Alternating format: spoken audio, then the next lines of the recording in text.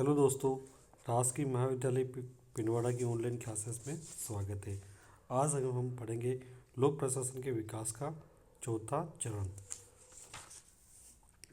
लोक प्रशासन के चौथे चरण को हम पहचान का संकट वाला चरण भी कहते हैं। क्या कहते हैं इसको? पहचान का संकट वाला चरण। और इस चरण की शुरुआत 1948 से मानी जाती है और समाप्ति कब मानी जाती है? 1970 तक। यानी कि इस चरण का काल है 1948 से 70 तक। इस चरण में दो महत्वपूर्ण बातें हुई थी। राजनीतिक प्रशासन द्विभाजन, यानी कि राजनीतिक प्रशासन को अलग अलग मानना और प्रशासन के सिद्धांतों की आलोचना करने के पश्चात लोक प्रशासन का पहचान का संकट उत्पन्न हो गया, जिसके कारण लोक प्रशासन के विद्वानों ने दो तरह की प्रतिक्रिया दी। यानी कि राजनीतिक प्रशासन का विरोध करना, राजनीतिक प्रशासन द्विभाजन का विरोध करना तथा प्रशासन के सिद्धांतों को अवहेलना करना या उनकी आलोचना करने के पश्चात जो लोक प्रशासन के विद्वान थे उन्होंने अपनी दो प्रकार के कार्य किए। सबसे पहले प्रकार के विद्वान थे, कुछ विद्वान इसमें से कौन से थे जो राजनीतिक विज्ञान की तरफ वापस लौट गए। यानी कि जो विद्वान पहले राजनीति और लोक प्रशासन को अलग अलग मान रहे थे और प्रशासन की राजनीति से अलग करने की वकालत करते थे, वो विद्वान इनकी आलोचना होने के पश्चात वो वापस राजनीतिक विज्ञान की तरफ लौट गए। कुछ विद्वान राजनीतिक विज्ञान की तरफ लौट गए जो पहले राजनीति और प्रशासन को अलग अलग करने की वकालत करते थे, लेकिन उन्हें राजनीतिक वैज्ञानिकों द्वारा समर्थन नहीं मिला। यानी कि राजनीतिक वैज्ञानिकों द्वारा उन्हें नहीं अपनाया गया। जॉन गास ने 1950 में एक लेख प्रकाशित किया जिसका नाम था trends in the theory of public administration.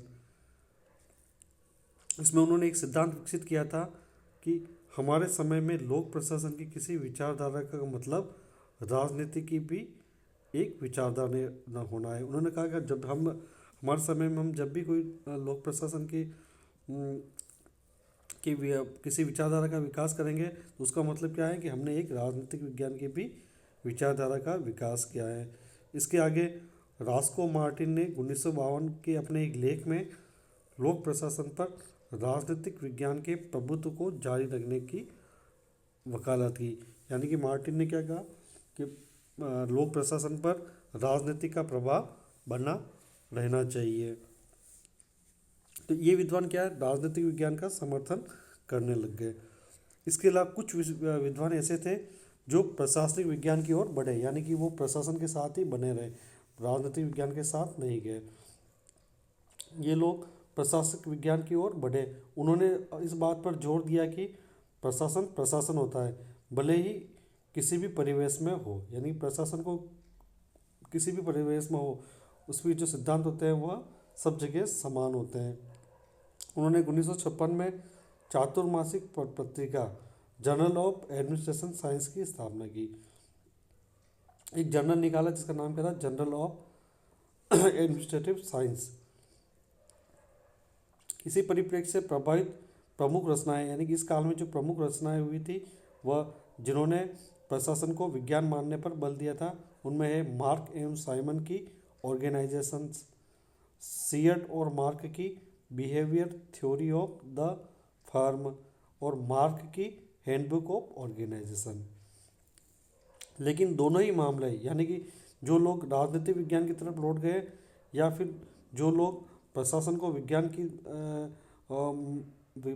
विज्ञान मानकर उसकी खोज करने लगे, दोनों ने लोक प्रशासन ने अपनी अलग पहचान तथा भिन्नताएं खो दी। यानी कि इन दोनों ही विद्वानों ने लोक प्रशासन को अलग विषय के रूप में विकास के जो कार्य पूर्व के वैज्ञानिकों ने किया था उस कार्य से बिल्कुल ही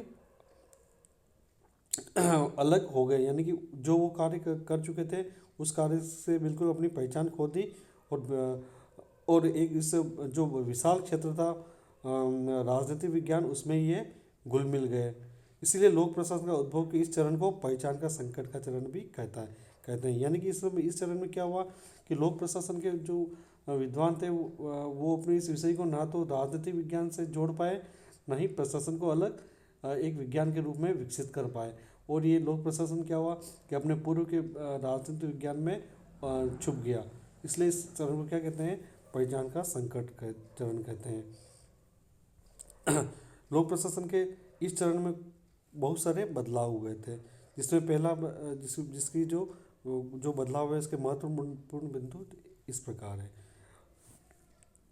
पीस आर्गेनिस, डगलस मैकग्रह, रेंसस लिकर्ट, वॉरेन बेनिस आदि द्वारा नए मानव संबंधी उपागम का उदय, यानी कि इस चरण के में क्या उदय हुआ था कि मानव संबंधी उपागम का उदय हुआ। मानव संबंधी उपागम से तात्पर्य है कि प्रशासन में मानवीय तत्वों को जोड़ना। दूसरा हुआ था तुलनात्मक लोक प्रशासन का विकास। तुलनात्मक लोक प्रशासन से तात्पर्य है कि दो देशों की प्रशासन की आपस में तुलनाएं करना। और तीसरा है तुलनात्मक लोक प्रशासन के जो प्रमुख समर्थक थे F.W. रिक्स द्वारा लोक प्रशासन के अध्ययन के लिए परिवेशी उपागम की वकालत करना। परिवेशी उपागम से तात्पर्य है कि प्रशासन जिस क्षेत्र में कार्य करता है उसके पर्यावरण का भी अध्ययन करना है। यानी कि प्रशासन गांव में कार्य करता है तो गांव के पर्यावरण का अध्ययन करना, शहर में कार्य करता है तो शहरी क्षेत्र के माहौल का अध्ययन करके अपने कार्य को करना है, यानी परिवेश का अध्ययन करना। चौथा बदलाव हुआ विकास प्रशासन की अवधारणा का विकास हुआ था। विकास प्रशासन की अवधारणा का विकास हुआ था। इसके प्रमुख समर्थक थे एडवर्ड वीडनर, F.W. रिक्स आदि। विकास प्रशासन से तात्पर्य है कि भी प्रशासन को सिर्फ विकास संबंधी कार्यों की ओर ज़्यादा ध्यान देना चाहिए।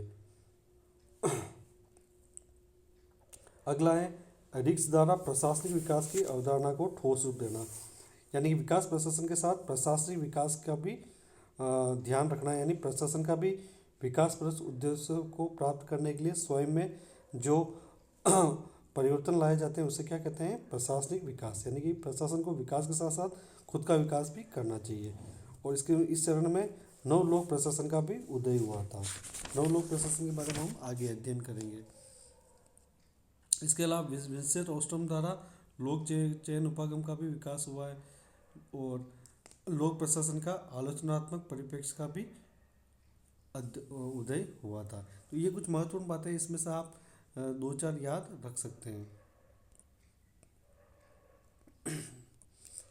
इस चरण की ये खास बातें क्या है, खास बात ये कि इस चरण को पहचान का संकट इसलिए कहा गया है कि कुछ विद्वान राजनीतिक विज्ञान की तरफ लौट गए और कुछ विद्वान प्रशासन को विज्ञान मानने पर बल देने लगे।